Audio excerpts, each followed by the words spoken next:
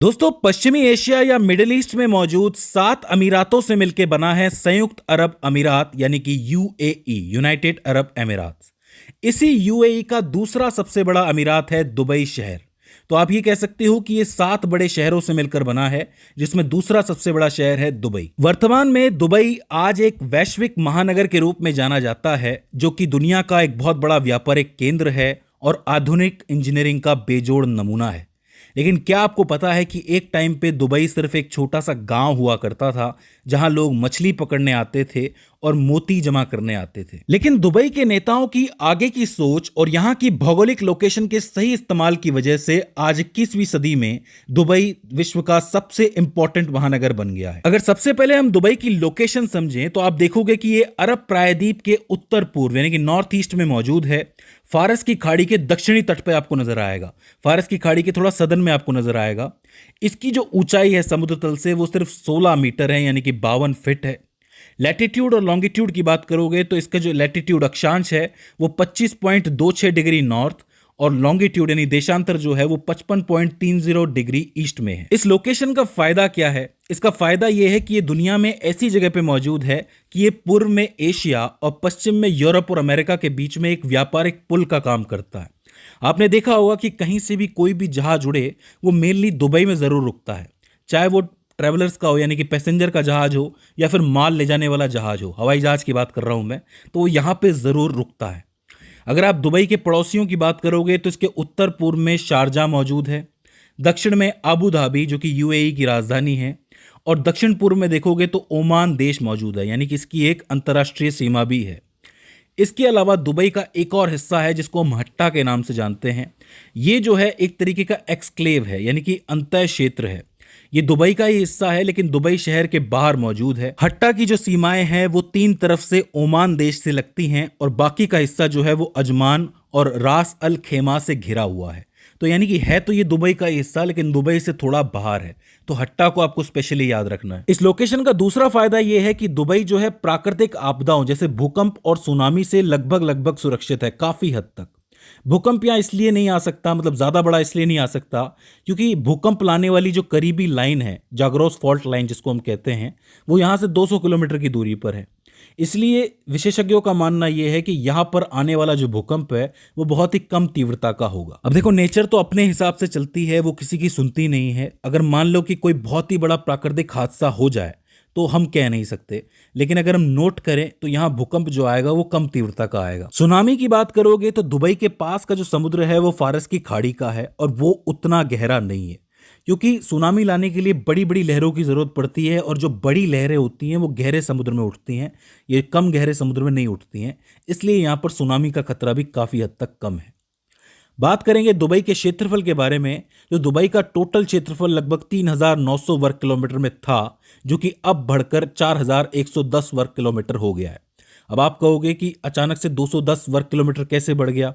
ये ऐसे बढ़ा कि समुद्र के अंदर मिट्टी और पत्थर डालकर इन्होंने नई जमीन तैयार की है, जहां पर Palm Jumeirah, Palm Jebel Ali, Deira islands और द वर्ल्ड आइलैंड जैसे शानदार प्रोजेक्ट बने हुए हैं। यानी कि यहाँ पर समुद्र में ज़मीन बनाई गई है, क्योंकि कम गहरा समुद्र है तो इजीली बन गई, तो उस ज़मीन के ऊपर इन्होंने घर बनाए हैं। अब जाहिर सी बात है कि ज़मीन बनाई फिर घर बनाए तो वहाँ के घर महंगे होंगे, समुद्र के किनारे हैं। और इन्हीं प्रोजेक्ट्स के बनने के साथ ही दुबई की जो टोटल तट रेखा है, कोस्ट लाइन है, वो भी सैकड़ों किलोमीटर बढ़ गई।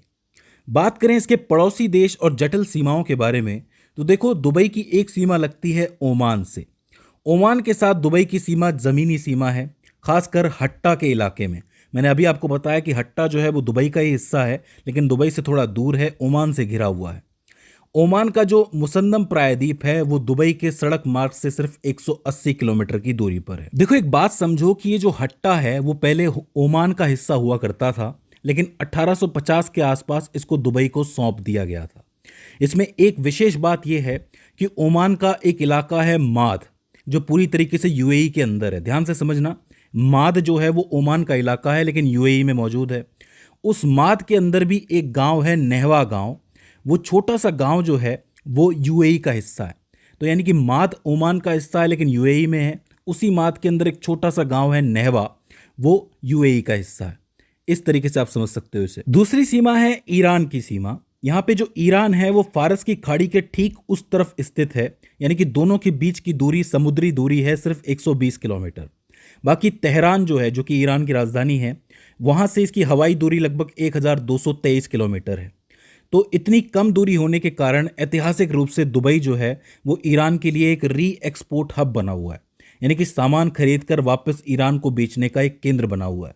आपको पता है कि कई सारा सामान जो है वो दुबई के अंदर रुकता है, उसके बाद वो दूसरे देशों को बेचा जाता है। जैसे कि भारत को कोई चीज़ पाकिस्तान को बेचनी है तो वो सीधे नहीं बेचेगा, दुबई के थ्रू बेचेगा।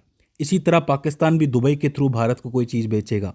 वैसे ही ईरान की भी जो खरीद फरोख्त होती है वो दुबई के थ्रू होती है। इसके बाद सऊदी अरब और कतर आते हैं। अब सऊदी अरब और कतर की सीमा दुबई से नहीं लगती है, लेकिन यूएई से लगती है।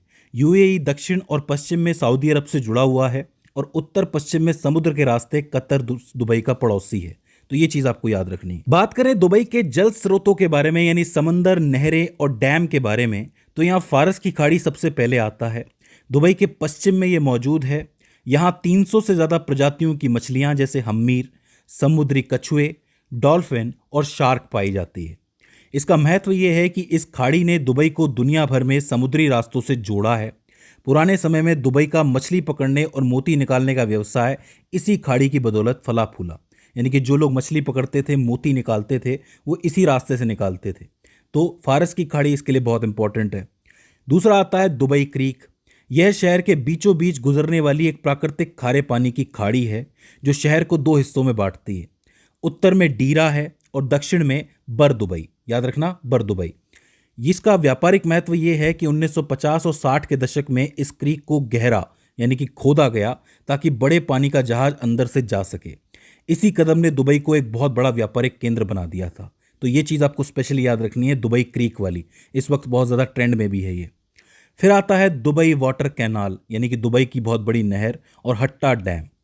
वाटर कैनाल की बात करोगे तो ये 3.2 किलोमीटर लंबी इंसानों द्वारा बनाई गई आधुनिक नहर है। ये जो है बिजनेस बे से चलती है और फारस की खाड़ी तक जाती है। इसको बनाने का मेन कारण ये था कि शहर के एक बड़े हिस्से को टापू जैसा बनाना है जिसमें पर्यटन और परिवहन को बढ़ावा मिल सके, इसलिए इसको बनाया गया था। हट्टा डैम की बात करोगे तो ये 1990 के दशक में पहाड़ों में पानी को इकट्ठा करने के लिए बनाया गया था, लेकिन आज की तारीख में ये एक मशहूर टूरिस्ट स्पॉट बन गया है जहां लोग बोटिंग के लिए आते हैं, यानी कि बोटिंग का मजा लेने के लिए आते हैं। आखिर में अगर हम दुबई के हवाई अड्डों के बारे में बात कर लें, जो कि दुबई की जान माने जाते हैं, तो यहाँ पर दो इंपॉर्टेंट हवाई अड्डे हैं।